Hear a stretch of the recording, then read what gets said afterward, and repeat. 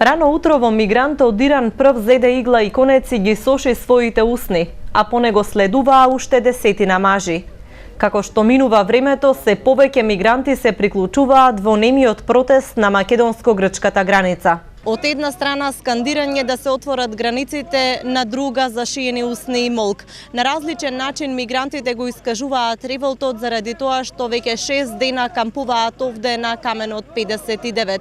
Велат дека ќе останат и не отстапуваат од барањата да ги пропуштат да транзитираат низ Македонија.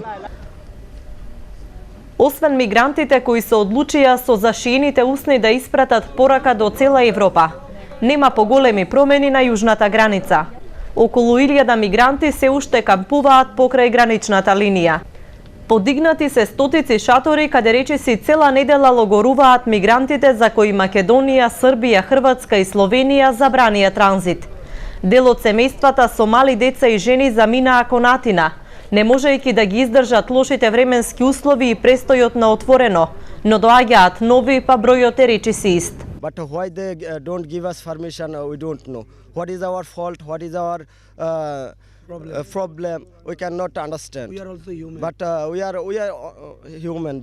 If they human, we are also human. So what is our fault?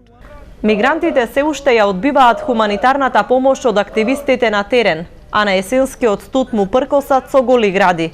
Навечер палат огнови, но не ги прифаќаат пакетите храна и облека, бидејќи немале ист третман со другите бегалци. Other nation, 6-7 days stay here. We are dying here. No properly eating, no sleep. We are sleep here, outside. How can possible that?